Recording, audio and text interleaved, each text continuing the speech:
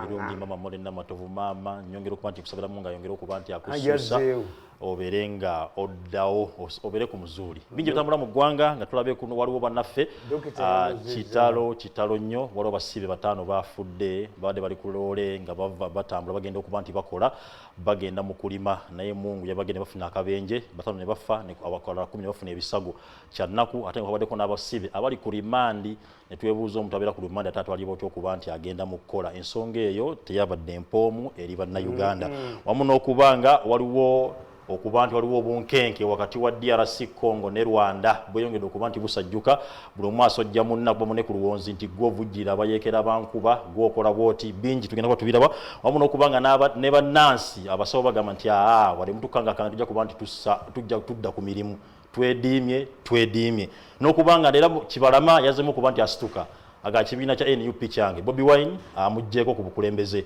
Bobi Wine agamba nedda sina gyendaga bingi biri awo wamu n'okubanga akalukaggwa mu Omoro era katinga Ojok Andrew ye mubaka wa Omoro County mu parliament ya ffeno lwaleero omubaka nte omukukunavu aberenga atandika okuba tutemetemera ensonga ezo nga bwe nzikonyeeko tulabe bye binatambula nabawandikidde ekitabo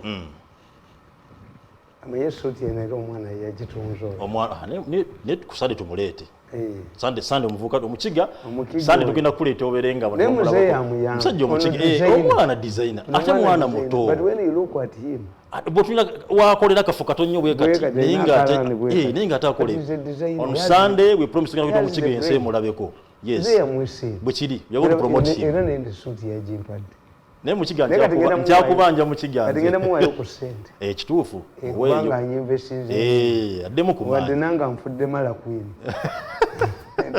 mu advertising kituufu this Mukiga boy if the president does not help him I will look for Bakiga people very young and I become tribal and look for Mukiga investor waliwo nzeyi kituufu aviyo mwana muteeke mu sente ateeke mu mwana ono sente kituufu nnyo ekyo this young man yeetaaga knowledge olaba agirina kakati if he gets duuka lya fashion ng'alitungira naye alina okubeera protected sikumu exploiting nga kituufu bamukozesa bonge bamufunamu nga yetafunamu kakati nze nabayambye ne mbawandiikira akatabo why Uganda is a gullible number one guidelines how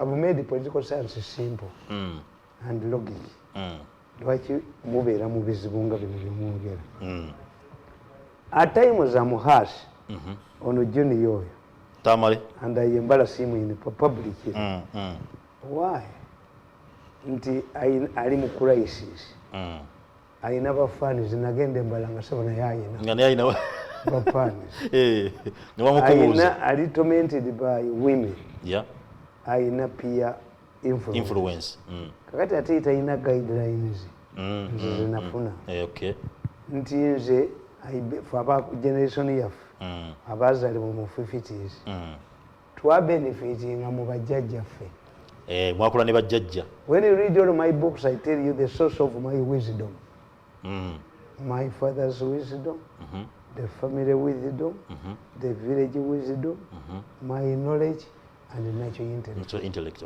buli kyengenda okukola kyonna mala kutunula mabega why decision making is a whole chapter in political science a decision is based on what you want to achieve currently refer to the past and the future what you want to achieve decision before you decide yes kakati obuzibu abo bajunior bwe balina ne generation yaabwe tinzi yajange namufunamu nnyo yaŋŋamba omusajja omu omuwala yali ayagala nnyo mwennyina nga balongo ne baagala bafumbiriganwe they were fought but they were inseparable ne baparents baabwe ne babapapawalenga but their mother made sure they did not engage in sex n'abakolera witchcraft nga you see sex is reserved for the night that's what Uganda says a fool engages in sex during the day. As if you have something important. Yes. Kakati y'omukazi kye yakola yamukolera muwala we eddagala nga ava mu buliri ekiro we yali badde ngeegenga mu sex n'afuluma mu nnyumba n'agenda. Teyali musezi. This is the origin of obusezi. Bw'atandikira awo. Yes. Kakati nze have capacity to get married and remain a virgin. You get married and you remain a virgin. Nkuwagira naye onfuga. Nedda. Bwe nkusupportinga nti omutwe gwange ngukuguza. Nedda ssebo. That's how I've survived. In fact, yesterday I announced officially nti lwabwo namusenye ne banne bonna. Obugalo. Nze nsoso bukuba obugalo. Why? Because why they fighting me? Nabagamba nti this group eyagala kusuula gavumenti. Museveni and ambitions. They have written an apology to Museveni. In writing? In writing. Okay. Never to engage. Nada, I was watching my machines. Waboko was apologizing to Uncle Sam and the professor that I made mistakes, but you also abandoned me. Let us work together again. I apologize. I immediately after watching their meeting, Professor, Uncle Sam and another man, and Waboko apologizing, I sent them a message. I've forgiven you. Now you know basonyiwa. Unconditionally. Kirungi nnyo. Sine kimbagalamu. Kirungi nnyo ekyo. One, reconciliation means that I work with them again. Impossible. Siddamu kukola. Toddamu kukola nabo. Two, the president gave me money which they grabbed. I don't expect money from them. Okay. Ate bansasulira ki? Ate wakola. Anti tebalina kye bansasula. Baali nsasudde all of these things. Tebagala mashini zange bagala recording kati bampeera ki? Ate waliwo. Kubanga oba omukazi amaze okufumbirwa ne bamuwasa ate kiki ekikutwala okutegeera kati ne bakadde be ngate already ali mu bufumbo. Yes, their president's ambitions are now in tatters. Golede olina gy'oli. Kakati why should they pay me? Ate wali. Even that man I forgot it. Wabivuddeko. If Museveni wanted to give me money, he will give me money. Anazikuwa. Whenever Museveni is cheated, he gives me more money. Lwaki zange zotazimba. And they have this feeling. Rich Mirundi is a new Ninakubeera nga amagye ga Germany mu NATO. I have to be in the government to be controlled. Emyaka ejange tekikyasobola kukola mu government. Okay. So, I'm the only person who has staged a 10-year resistance in Uganda's history. Gwe wekka. Yes. Bagenze mu bagagga ne balagamu.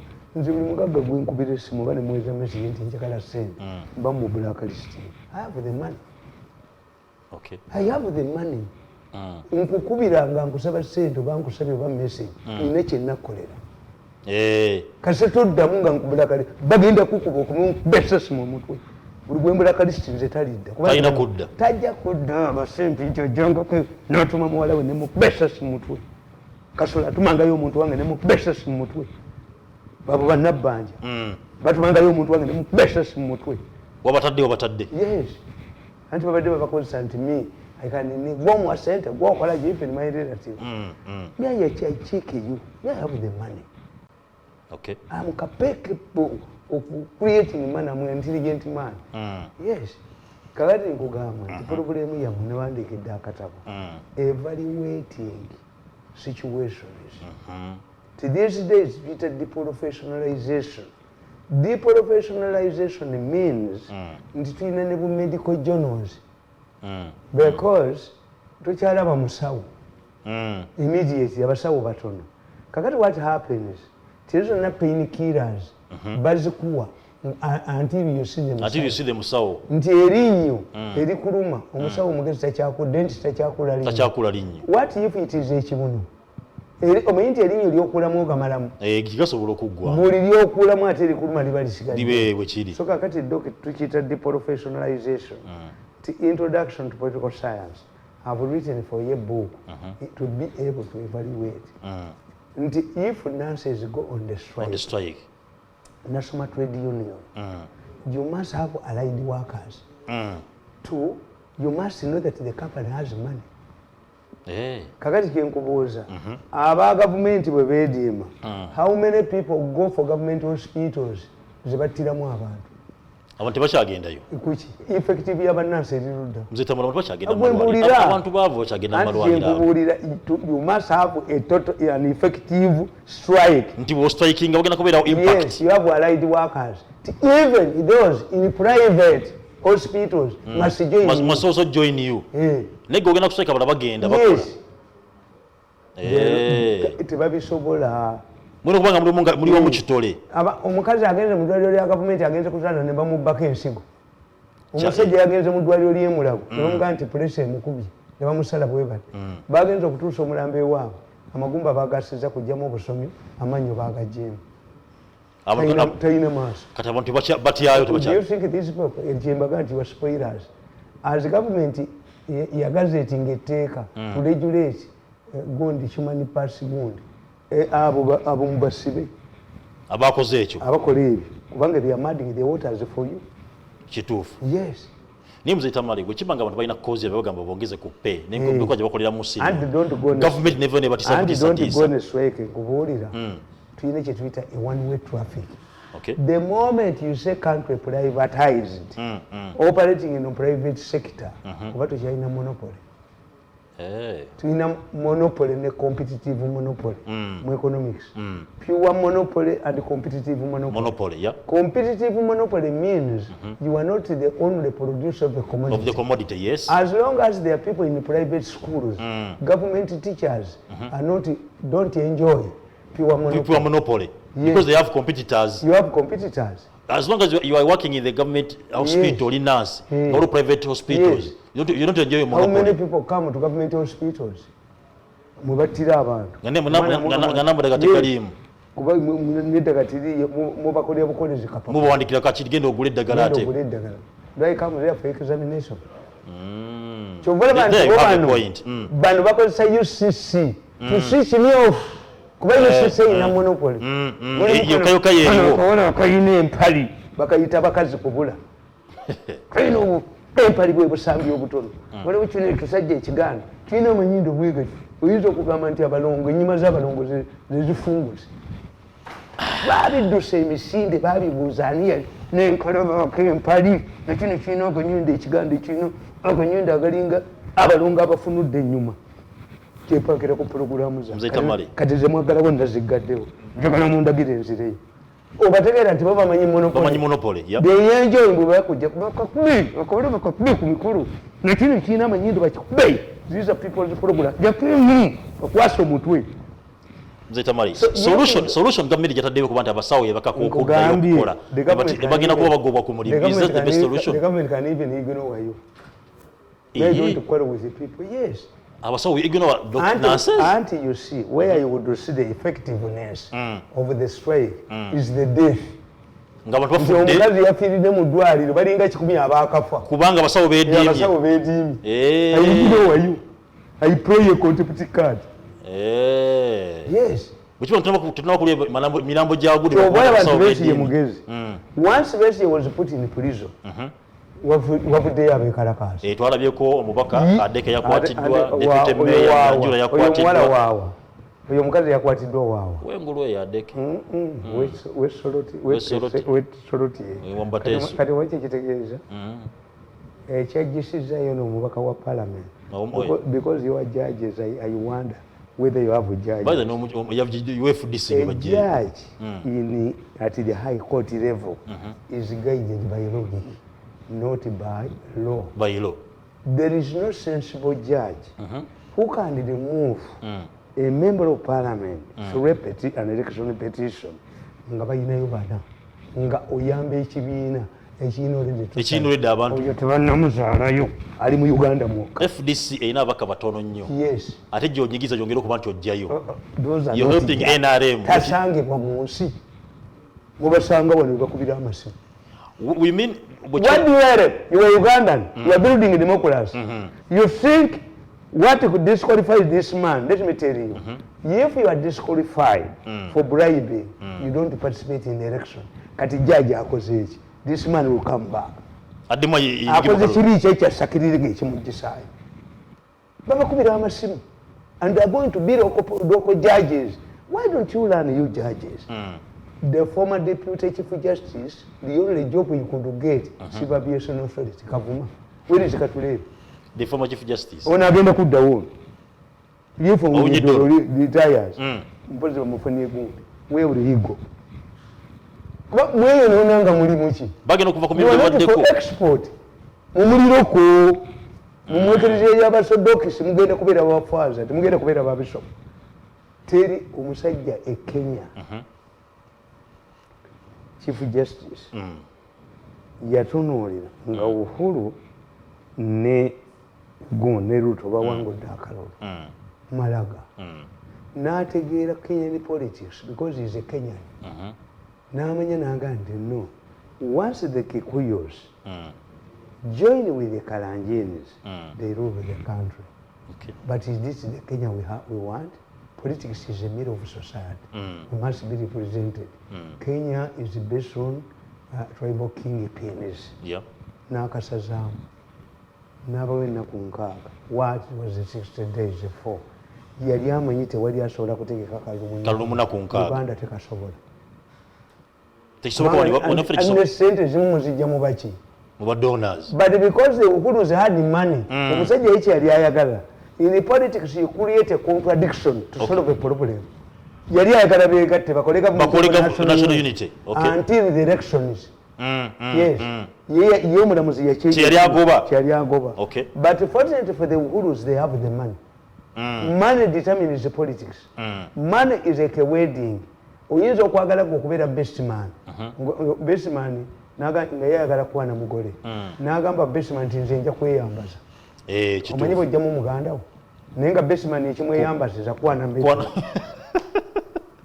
kakati money bwe mba mutudde okwesimbawo ku bwapulezidenti ki bakubuuza are you capable of backrolling the elections oyina percentage mmeka to me and my friends Obama ya raising $700 million ekisabangawo mu history ya America baga through friends yes. Okay. Lwaki abakabaka ba Saudi Arabia tebaba pressurizing akutta Khashoggi mu elections za America bebateeka mu sente. Ono omusajja wa Turkey Erdogan eyali aleese olugezigezi ku Khashoggi. He humbled himself and met the crown prince of Saudi Arabia. Why? Turkey is going through a financial crisis. You must get money from Saudi Arabia. Yetageta obuyambo okuva eri. Kakati money plays a role. A big role, okay. Yes. So bolaba nti yeka Uhuru yakaddamu. But what happened today, immediately after the elections, they did what Malaga wanted them to do. A handshake. And they call a handshake. Yes. Work together. This is what drove Uhuru Kenyatta to Raila Odinga. Much as he liked Ruto, Raila Odinga was fomenting trouble, inciting people in Nairobi. They couldn't rule comfortably. And they could not, there is no leader who enjoys the people being killed and being subjected. Uhuru is the richest man in Kenya. That's why. Asamubeera n'omugagga nga yayina economy. Singa bano tebaali bafere bano nga balina ssente singa tuli bulungi. A Thailand, amagye tegayinza kukkiriza kola twabo. The economy belongs to the army. To the yes. In Thailand. Pakistan. The economy belongs to the army. To the army. Okolera yakavuyo.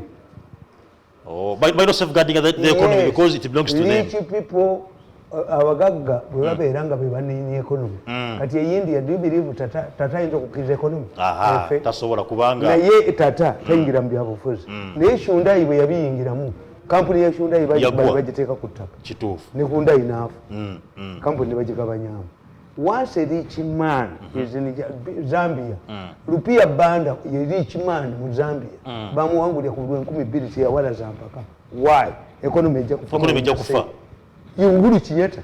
Wano waffe kiri kitya. Bano bote bazimba kintu. Ba commission agents, bolumala okubba ne badduka tokola baba yala buli kasiro buli appetite but by investment. Which investment do they have here? Buba commission agents na kuyingira mu byabanaabwe ne babisuula. Tezina factor ya maanyi. This man ayina mu economy asobola n'obayita n'abaga nti gwe va mu kalulu. Bill Gates yayita Ali Go ngali gwalemedde ku bush awaaba baba bazizza n'engalo gundi Birgis ali gwona mugandi gwe mutandise okubaza engalo kompyuta zange nyoko yanazigula obulumbuza zibubaza genda gwe nkwadde omulimu ku TV genda okole va mu kutta business ne bwe tuba tusoma ebyobufuzi the consensus is dominance there must be a dominant factor in everything. Okay. Once there is no dominant factor, NATO commander, the commander of NATO forces is an American general. Dominance. Mu East Africa, mujja kulwawo kufuna bya federation, we were excited here and there. There is no dominant factor in East Africa. Tetujina no college into we no kubera mu dominant factor. Ayogera nti Nigeria ekomoge badde kola lwa Nigeria bahola kalamu ekikubye.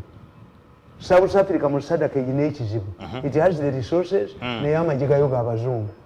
Kakati oyinza kuddira mazungu ogatwale ku peacekeepers mu Central Africa. But we have a dominant factor here is President Museveni. Utubanga buli omwe dukira jali. What about our economy? Is it comparable to Kenya? The structure of Kenya, the mafias of Kenya. Babba obutale, babba taxi park, babba enyama, babba amata in a small economy. Mwabagabana akamyu. Mumugabana kamye engalo zisinganye naye bali abe Kenya bagabana anti and their type of mafialism is not ours. Talking about integration, waliwo ensonga eri mu East African community waliwo tulaba waliwo obutakanya wakati wa Rwanda ne DRC buli omu nga asojja munne go supporting M23. And what is the mechanism? The regional bodies, international bodies are intended to harmonize. But to harmonize means there is a respected factor. Harmonize what kuba respected factor. And you must note Rwanda has a stake in Congo. Rwanda has a stake in Congo. All of the criminals come from destabilized Congo. Two, why did Putin attack Ukraine? You are extending the border, you have interest. Temutandikira wange. Kakati Rwanda for time, it has interest in the Congo. These are things which are going to go away. No.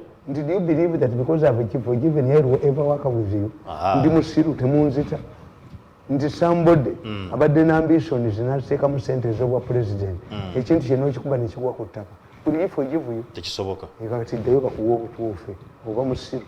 Oba okwana omuko omusajja avuga situation w'omutwala toddamu kulinnya mmotoka ye bw'ogirinnyo akutta ova Musiru golooza omusajja akusonyiwa wamukwanira omukazi atolinnya emmotoka ye kakati ekibakola obubi nti I sent them a message your problem is to think that we are salt or sugar that for us we are intended to create a test for you. I came from my village to look for money. Yeah, chitufu. Yes, there's no way you can tell me to go to 5 billion in the state house. Zonka yube kasasire wali billion yemu. Uyu Mirundi samuzala ngayo. Chitufu. Tikiriyo. Chitufu. Tikiriyo. Nebaga nti omwana omugezi omukolanga ebintu bibiri. Omwana alibeera omugezi singa omujjako ekintu kyazanyisa n'omuwa ekirala nakino akikanyuka. Abana ina kyazanyisa n'okimuggyako n'omu kyakina ategeera lwaki kino kimpa n'onzijjako kiri eri kiri kye kirina value. Omwana alibeera omugezi maama we yeewunzika bwewunzisibwa ati ng'ava omuyonza kasita ayonka batokisi aba ali bamusiru kuba amabeere ne batokisi bifaanagana. The difference between amabeere and the batokisi have no nywanto. Kati kasita ekyana ekikutama kiti ku batokisi nekijja kuba kisiru. Why do you chase me from state house to somewhere else? It means this is the periphery. I cannot go there. Ene wali omulamwa gye mungoba Jones Janeri sigenda yo. Tukomye okulanda ne DRC. Tulabanga waliwo amagye ga DR galawanda gazze wanene. DR twagala kola ejje ila East Africa. DRC eneyingira tya mu nsonga eno ate ekyagamba nti waliwo member omu yaganye ne Rwanda okubukira mu mpewo ze. Let me tell you. Until you create a federal state of East Africa, all of these are experiments. What is more important? Yes. A federation means that is like integration. Yeah.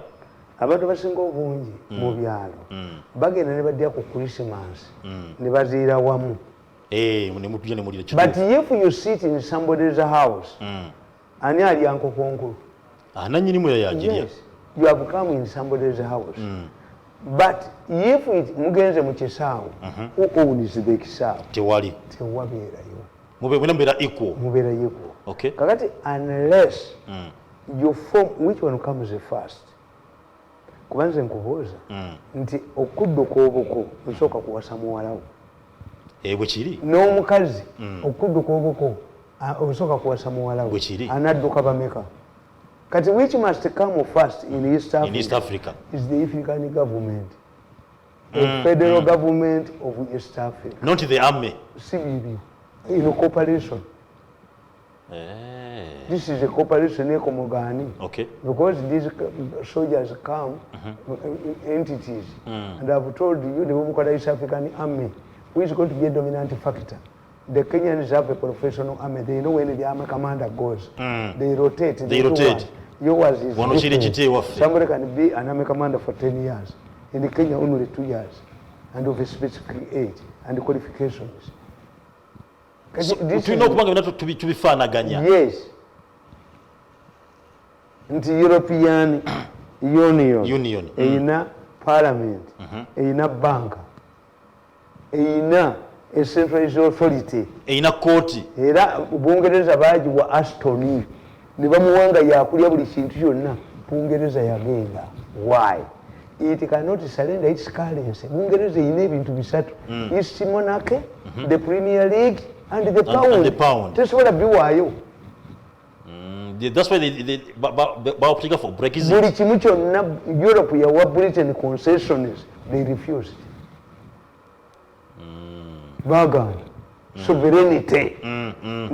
Once you create the federal government in Arusha, but the Tanzanians are not interested. Where you are going to settle the government, those people are looking to Sadaka. But when the Tanzanian is here, land eviction is in Uganda. When you go to Tanzania, amasomero gacha ine ettaka lyago. Ekereziya ine ettaka lyayo. Terikwatibwangako. Nga bawulira mmwe ekibba ttaka. Ate mukitwale ewaabwe. And the Tanzanians allow you. Mutwale egundi yammwe. Kakati if where you are going to put the East African Federation government, they are not interested. Because federation nga babimengo bibatamanyi. What does federation mean? To federate, it means existing units, states, realize it's done on them that they cannot operate, they cannot survive in their individual units. And they surrender some of their sovereignty to create a bigger unity. Federal tebeera Mengo. Federal ebeera mu central government. Central government, yes. The central government is what we call the federal government. Federal government, yeah. The federal government in Abuja. The federal government in Washington. Okay. Not Kansas, not California. The federal government at Berlin. Oh. Naye basoma. Kaya. Tamale. Unamateeka omutendeke. Bannamateeka ayirafu. Nti Uganda inako federal. Where was the Federal Republic of Uganda? Tebangawo. Eriruddawo. Nti the Republic of Uganda ne passport yogiyina. N'obuuza nti ate kabaka aliruddawa. Mu Republic mbeeramu kabaka. Tembeera mu kabaka mu Republic. Tembeeramu. Wali owulidde nti the Republic of Saudi Arabia, the Republic of Morocco, the Republic of Kuwait. Ono tukikola mu bukyamu. Her Majesty's government. The Royal Kingdom. Ono tukikola mu bukyamu. Yes. Waliwo Majesty. Mu bakabaka bamwe mulimu agenda mu African Union. Mzee Tamale. Abalangira b'Ebungereza nga bawasa. Waliwo kabaka gwe bajja wano n'agenda si level yaabwe. Oli bayita wa Saudi. Sovereign. Yeah. Era bwe babeera mu UN oba in African Union. These kings take a precedent. Bebasooka okwogera why power belongs to them. Bannannyini y'ensi. Era nibawandikidde akatabo akabasimplifyingira. Mbawandiikidde nti until you get the government, the the government, when we create the federal government of East Africa at Arusha, this will become regional or state governments. Tanzania, they will surrender some of their sovereign powers because federalism operates on two spheres. The central authority in Arusha and the state governments in different areas as in existing ones. Kati, federalism operates on two spheres. The federal government in Arusha will have a monopoly on some issues like the East African passport. Like what? Tourist wajja afuna visa ya East Africa. But the one we're looking at, Kenya is discussing bilateral matters with other countries without consulting East Africa. Tanzania is on the offensive. Why did Raila Odinga come here? Raila Odinga, they are seeing people are fearing the repeat of the two. Yes. They are turning it to Tanzania. Tanzania is borrowing money to improve its facilities. Mu Uganda mulimu busmenyibu. Buy Uganda. Buy Uganda and Gadamugana mu East Africa. Why don't you buy East Africa? Mzee Tamale. Fetu sekapuse. Tugenda mukuumura mukatono. Fetu Scafo. Nsino wange nensiko. Zinjina mazina gange nensiko ni baba. Ngosekirira ba. Bano basumaki. Ngosekirira ba. Bogira kuki? Mumwongereze ku TV. Namba bane mwongeze ka volume. Nona byogere. Nona. Ngatugenda mu break Mzee Tamale. Scafo eri between Congo ne Rwanda eyinza kusolvinga ebwetya. If you have, you must know that the countries have interest to pursue beyond their borders. Yeah. Rwanda has interest to pursue inside the Congo. Why? Most of the genociders fled to Congo and Malawi. If it took the Tutsis 50 years to go back to Rwanda, it can take 100 years for the Hutus to go back to Rwanda. Okay. Yes. In fact, tuyina kitita hot pursuit in case bakulumbi obazaayo, provided you have power. Two, tuyina bond preemptive strikes. Nti abayizire bakwata ennyinyi zaabwe ne bakuba Palestine. Any country ng'erina amaanyi gayo ekikola. That's why Turkey makes incursions into Iraq in pursuance of the Kurds. The Kurds, yeah. When you look at the Kurdians and you look at the Bakonzo, the same problem. Okay. 10 million Kurdians have no country. They are spread between Iraq and Yani. The Bakonzo number 10 million people. I think 2 million are here. Abasigadde bali bwe. Ate kabaka waabwe ali waneeno. Yesu ko kibagala okuba nti beegira. Kati ebyo bande besati babimanyi. Professor n'ebitabo byabwe. Where did they take time to research? And yet tebabitegeere. No. Ekisimbwa abakonjo. Wabalo million 2. Kabaka ali eno. Abala bali bweru. Yes. Did we think about this? We had in mind the Uganda king. Naye emorimori ate Kenya jasinza abantu. Owebugiso Kenya jasinza abantu. Kali. Kakati bwe mwali muzawo bwakabaka ekyo mwakirowoozaako. Nti what you are hosting a king. Nga basabuye nga abantu be bali bweru ate. Ate abasinga obungi bali bweru. Did you think about this?